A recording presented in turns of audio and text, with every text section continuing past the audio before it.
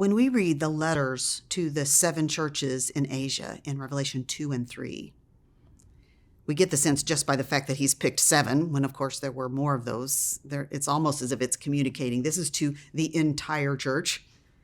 And I think not just to the church in John's day, but actually to the church today. Now, the thing is that these churches were in various situations and they were dealing with very different things. And yet, when we look at what they're dealing with and the things that they are challenged by, I think we can see the church across the world today. So, for example, several of the churches are challenged because of their toleration of false teaching. Well, that sounds like the church today. There is a lot of the church that tolerates, encourages, refuses to deal with false teaching and actually doesn't see it as much of a crisis. But the book of Revelation would tell us otherwise. Another thing would be persecution. While we in the West don't face a lot of outright persecution, we know there are believers in the world today whose lives are on the line because of their bold allegiance to Jesus Christ.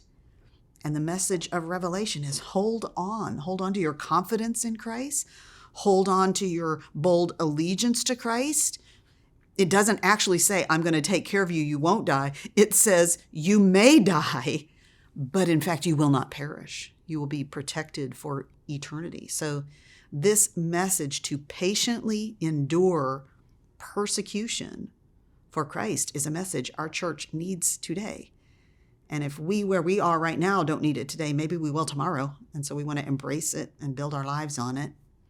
Another thing about the churches, many of them, the issue is not persecution that threatens them. Actually, it's comfort and material comfort that threatens them. Their compromise to get along, especially with the trade guilds where they work, they're willing to do some kind of token allegiance to pagan gods just so business goes well. And while we're not surrounded by kind of these outright pagan gods in the way that they are, certainly idolatry for the cause of material comfort is a challenge to us in the church today. And then finally, I think about that the church, the issue is having lost their first love. And I think many of us, both as individuals, but also as the church, we can make the church and we can make our Christian lives about so many things, so many causes. But this book of Revelation, these letters call us to make our Christian life actually about maintaining and nurturing our love for Jesus Christ.